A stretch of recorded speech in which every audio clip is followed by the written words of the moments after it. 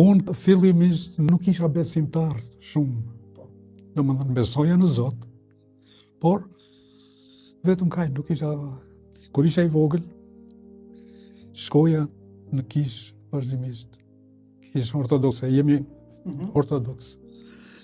Dhe vija atje, bënim ato ceremoni të vishësha me ato uniforme rrobat. Ndjenja kënaqësi shumë kur shkoja atje.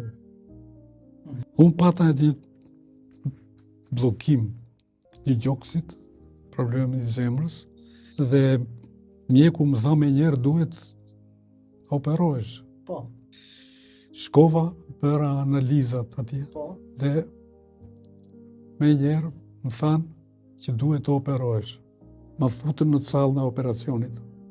Dhe atje nuk mbaj mend pastaj çfarë ndodhi, mbasi hyra në sallën e operacionit. Më operuan. Po. E kam të qepur me tela Wow. gjoksin këtu. Po. Por, gjatë këtij procesi, unë bie në koma. Okej. Bie në koma dhe ato u shqetësuan shumë, si që më treguan më pas. Gjatë kohës që kam qenë në koma, kam parë, e kam film të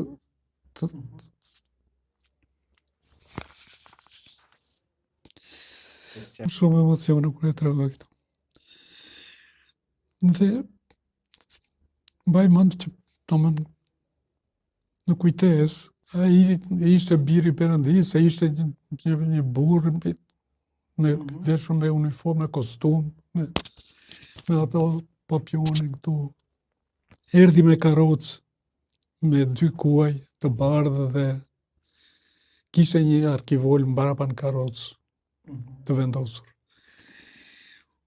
Ai erdhi në kryqëzim të rrugës, ndaloi atje. Dhe zbriti, erdhi në drejtimin tim. Po. Mu afrua aty afër.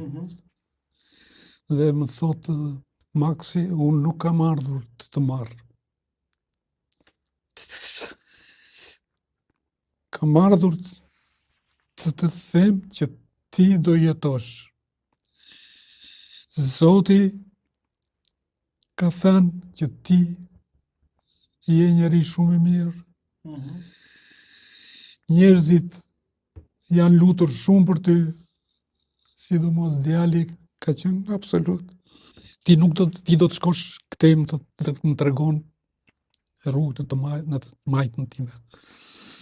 Kthej kokën, unë shikoj një kopsh me lule dhe pemë jeshile kështu. Kurse në krahun tjetër nga erdhi karroca, shikoj një rrugë që ishte shumë e prishur dhe në 2 anët e rrugës punonin maqineri me një zhurmë të tmerrshme. Njerëzit nuk i mbaj mend. Por vetëm kaq mbaj mend nga kjo. Dhe sa u largua ai personi i Perëndisë, ai ashtu ishte. Dhe dëgjoj zërin e djalit, Marientit, më thot, o bab, hapi syt. Merr frymë. Dhe në këtë kohë, bëja të frymarrjen, një frymarrje të thellë, kështu edhe hap syt, shikoj vajzën që ishte në këtë derë e dhomës, në poqante ajo aty kështu. Edhe bëra me dorë, domethënë që të qetësova, domethënë, po nuk flisja, se që isha shumë keq. Afrohet djali dhe më thot, mos u shqetëso, baba. Çdo gjë do të shkojë mirë. Mbas se më vjen, mbas u përmenda, më vjen ato kardiokirurgët. Njëri ishte me origjinë nga Egjipti, po kishte studiuar në Gjermani. Tjetri ishte shqiptar që kishte studiuar në Itali për kardiokirurgji. Dhe më thonë që, Maksi, ne ti hoqëm shpresat, të hoqëm nga lista e gjallëve, sepse ti nuk po jep një asnjë shenjë. Thash, unë në jetën time di që kam bërë vetëm gjëra të mira. Nuk kam abuzuar absolutisht me asnjë gjë. Dhe ai doktori më tha, unë tha po flas pa doreza. Ne thamë që ti mbarove. I thash, po me erdhi nga lartë. Me erdhi biri Perëndis, më tha jetë. Dhe këtë duhet ta besoni, i thash, sepse ke personin këtu, i thash që është gjallë sot, i thash. Dhe unë jam gjallë, i thash unë. Vetëm nga prezenca e birit Perëndis, i thash. Jo, ju besoj, thash. Nuk s'kishte çfarë të thesh ai.